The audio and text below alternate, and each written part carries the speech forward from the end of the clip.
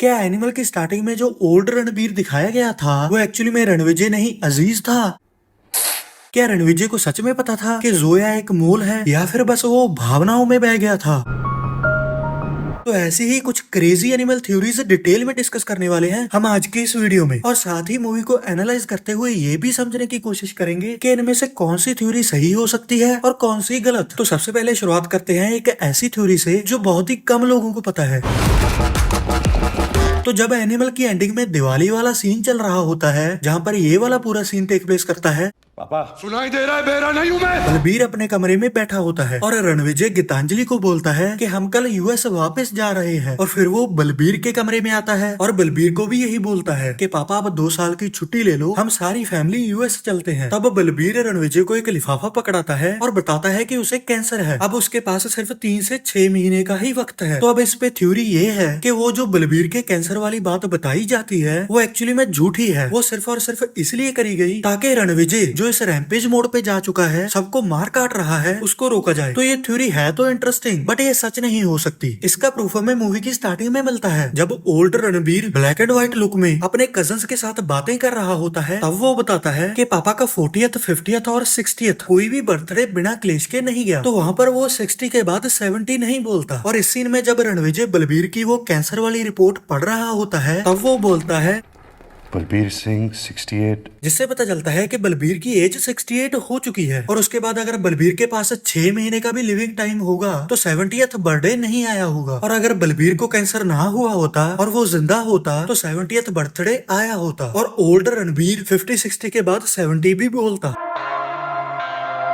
तो दूसरी एक काफी पॉपुलर थ्योरी आती है कि जब रणविजय का हार्ट ट्रांसप्लांट होता है, जहाँ पर ये न्यूड वॉकिंग सीन आता है, वहाँ पर जोया रणविजय को पहली बार आकर मिलती है और बताती है कि रणविजय को जो हार्ट मिला है वो उसके फियांसे का है। और जोया को देखकर रणविजय भी थोड़ा डिफरेंट सा बिहेव करने लगता है, और फिर जब जोया जाने लगती है तो रणविजय उसको रोककर अपने दादा के जनपद वाले घर में रहने के लिए कहता है, और वहाँ पर वो दोनों जो सब करते हैं वो तो मुझे आपको बताने की जरूरत नहीं। और फिर जब कुछ दिन साथ बिताने के बाद जोया धीरे धीरे रणविजय के प्यार में पड़ने लगती है, तभी वहाँ पर ये लव वाइट कलर वाली गाड़ी में ब्लास्ट हो जाता है जो रणविजय ने जोया के लिए बनवाई थी। जिस इंसिडेंट से डरकर जोया रणविजय को सब कुछ सच सच बता देती है, लेकिन फिर रणविजय बोलता है पहले ही दिन से पता था कि तू कौन है। तो थ्योरी ये है कि वो एक्चुअली में रणविजय को पता नहीं था, वो बस उसने टाइम पे पलटी मारी है, क्योंकि रणविजय को सच में जोया से प्यार हो गया था। जिसके ऐसे कुछ रीजंस बताए जाते हैं कि रणविजय की आंखों में लस्ट साफ साफ दिखाई देती है, और उसने अपने सभी कजन्स को भी बोल रखा था कि वो सब जोया को भाभी करके बुलाएं। और जब जोया एक्सपोज भी हो जाती है तब भी रणविजय उनको बोलता है कि जोया को इज्जत से जहाँ पर वो जाना चाहे छोड़ कर आओ। तो बेसिकली डिस्कशन ये है कि क्या रणविजय को सच में पता था कि जोया मोल है, या बस उसने सच पता लगने पर पलटी मार दी। इसका आंसर पता करने के लिए हमें 3 चीजों को एनालाइज करना होगा। सबसे पहला रणविजय का कैरेक्टर, दूसरा उसकी मोटिवेशन, और तीसरा ये कि उसे पता कैसे चला कि जोया मोल हो सकती है। तो पहले रणविजय के कैरेक्टर की बात करें, वो काफी लॉयल हस्बैंड रहा है। उसने बस ये एक ही कांड किया है जिसमें गीतांजलि को धोखा दिया हो, और सब कुछ करने के बाद भी वो खुद ही गीतांजलि के पास जाकर कन्फेस करता है। हालांकि गीतांजलि पहले मानने को तैयार नहीं होती, पर फिर भी वो पूरी ऑनेस्टी से सब कुछ बताता है और उससे मार भी खाता है, माफी मांगता है, जिससे साफ पता चलता है कि वो ये बिल्कुल भी नहीं करना चाहता था, उसे बस ये करना पड़ा अपने एनिमीज का पता लगाने के लिए। इसके बाद सेकंड चीज आती है रणविजय की मोटिवेशन। तो जब से रणविजय पर होटल में अटैक हुआ, वो दोनों आबिद और असरार के बारे में पता करने की कोशिश कर रहा था, लेकिन किसी भी तरह से कुछ भी पता नहीं चल रहा था, जिसके रिलेटेड मूवी में काफी सारे सीन्स और डायलॉग्स हैं।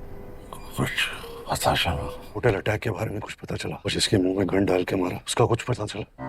कोई है गीतांजलि, सिर्फ एक और मौके का इंतजार कर रहा है। तो जब रणविजय को जोया पर डाउट हुआ, उसने किसी को भी बिना बताए सब पता लगाने का प्लान बना लिया। नाउ थर्ड, रणविजय को कैसे पता चला कि जोया मोल है? तो एक्चुअली में रणविजय को ये फर्स्ट मीटिंग से ही पता चल गया था। कैसे? इसका एक्सप्लेनेशन हमें जोया के कन्फेशन वाले सीन में मिलता है, जब रणविजय बोलता है कि आज वाले आंसू असली हैं।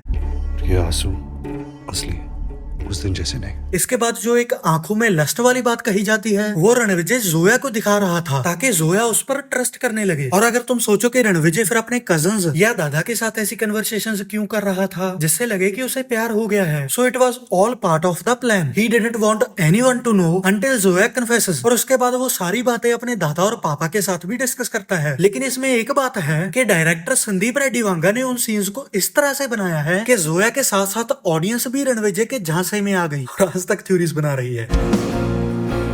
इसके बाद अपनी तीसरी एनिमल थ्योरी आती है जब एनिमल के पोस्ट क्रेडिट सीन में अजीज की एंट्री होती है। तभी जोया, आबिद और अबरार की बीवियां सभी वहाँ पर होते हैं, जहाँ फिर अजीज रणविजय के कजन को मारता है। उसके बाद एक शॉट आता है जिसमें जोया भागकर वॉमिट करती है। एट फर्स्ट ग्लांस हमें लगता है कि शायद वो खून खराबा देखकर उसको ऐसा हुआ होगा, और जब अजीज आकर पूछता है कि क्या हुआ तो जोया भी वॉमिट का रीजन ब्लड ही बताती है। लेकिन फिर अजीज बोलता है ये घबराहट वाला वॉमिट नहीं है, और मंथ्स कैलकुलेट करने लगता है। वहाँ पर वांगा ने इस चीज को क्लियरली कन्वे करने के लिए बीजीएम में बच्चे की आवाज भी डाली है।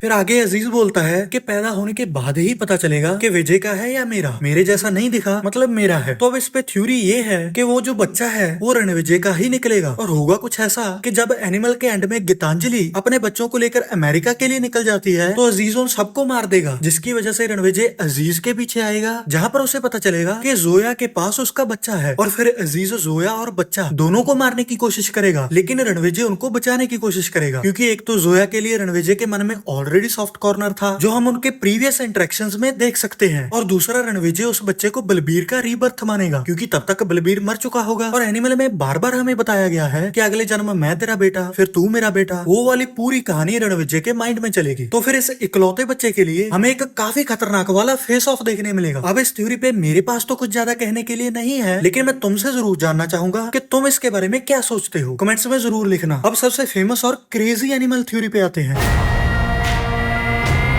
कि क्या एनिमल में जो हमने ओल्ड रणबीर देखा था वो सच में रणविजय ही था या फिर अजीज। तो थ्योरी के अकॉर्डिंग तो एनिमल की स्टार्टिंग में आने वाला बंदा अजीज था, जिसने रणविजय और उसकी पूरी फैमिली को मार दिया है, क्योंकि एक्चुअली में अबरार का ओरिजिनल प्लान तो वही था ना, जो जोया ने रणविजय को कन्फेस किया था कि अबरार अपने एक इस्तानबुल में रहने वाले बुचर भाई को सर्जरीज करवा के रणविजय जैसा बना रहा है, ताकि जब रणविजय जोया के पास हो तो अजीज उसके घर में जाकर आराम से पूरी फैमिली को खत्म कर सके, और फिर रणविजय को मारने की जरूरत ही नहीं पड़ेगी। फिर ये सब करने के बाद अजीज ने स्वास्तिक को भी अपने कंट्रोल में ले लिया। तो अब इसको सपोर्ट करने के लिए मेनली दो रीजंस दिए जाते हैं। पहला है कि वो जो ओल्ड रणबीर ने इशारा किया था वही सेम इशारा मरने से पहले रनवे फाइट सीन में अबरार ने रणविजय को किया था, और दूसरा प्रूफ ये दिया जाता है कि जैसे रणविजय की हियरिंग वाली एबिलिटी चली गई थी तो उसने इंटरवल के बाद पूरी मूवी में हियरिंग एड पहना हुआ था, और स्पेशली मूवी के क्लाइमैक्स में जब रणविजय और अबरार की फाइट होती है उसमें क्लियरली इस चीज को हाईलाइट किया जाता है, जो बाय द वे मीम्स में भी काफी पॉपुलर हुआ था।